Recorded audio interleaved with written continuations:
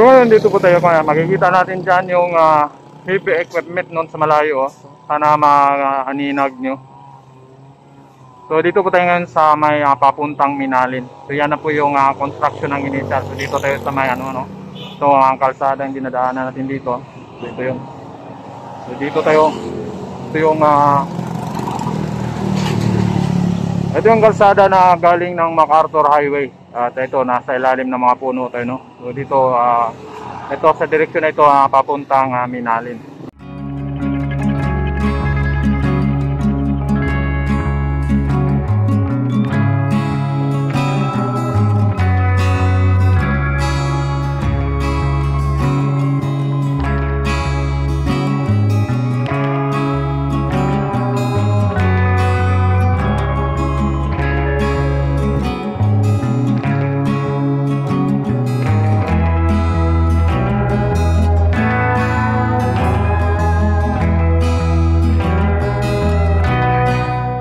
Malapit na lang dito, ilang metro na lang dito ay yung kung saan tatawid yung ginagawang NECR viaduct, no, para sa train.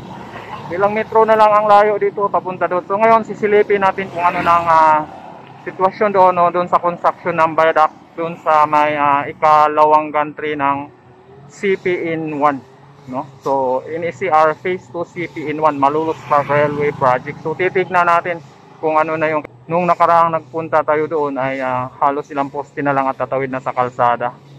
So ngayon titignan natin kung ano na.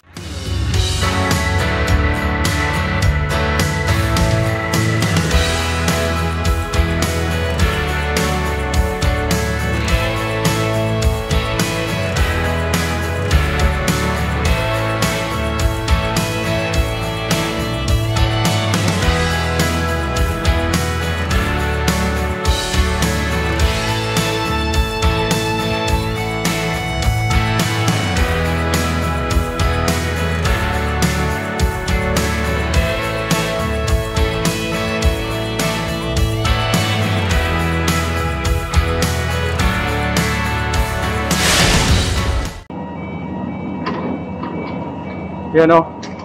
So ito yung kasalukuyan nilang inaangat yung isang box girder. Yan o. So dahan-dahan nila itong inaangat. Yan o. Nandito yan.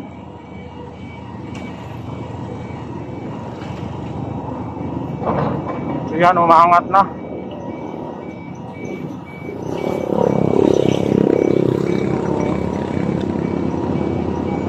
Ang bigat po niyang box girder na hindi po yan magaan lang, kaya ganun po kabagal yung pag-angat nila. Dahil hindi basta-basta uurong o galaw-galawin yan. Ang ginangat nila, mayroong dalawang lubi dito sa kabila, no, para i-maintain yung niya, yung orientation ng box girder para dadalhin doon sa taas. Yan o. Yan, mukhang na-level na ata. Yan o, umurong siya, dumidikit na siya doon sa mga nakapwesto na.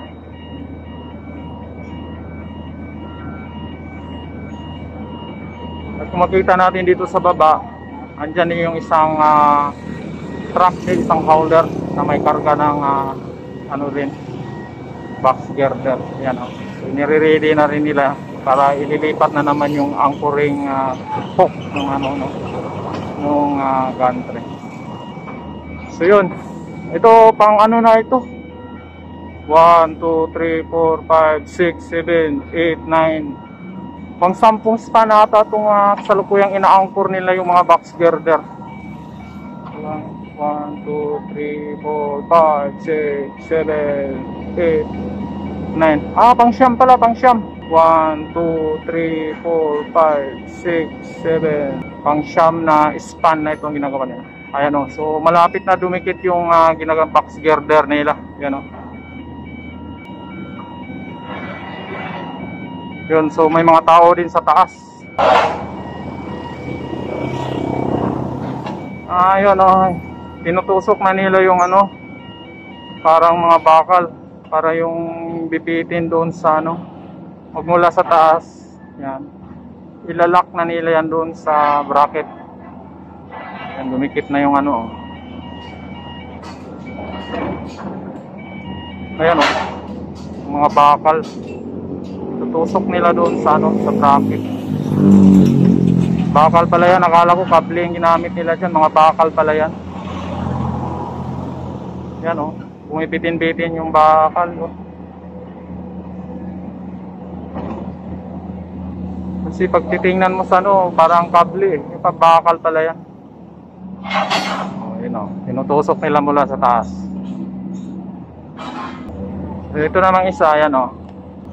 Yan, inaayos din nila yung ano dito para sa sunod na girder na iakyat nila. So yan oh, nag-ayos na.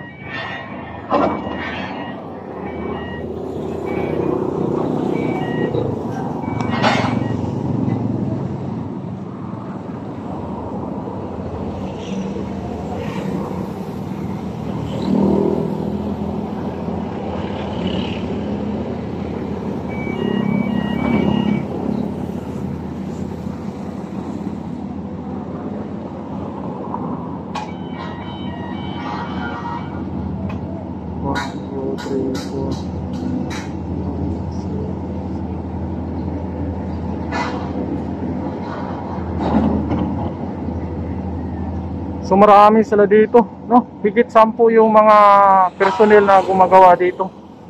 Sa base sa aking bilang, higit 10 sila. Yan o. So dumikit na yung unang nilalagay nila doon sa ano. At saka ibababa na naman nila uli yung hook.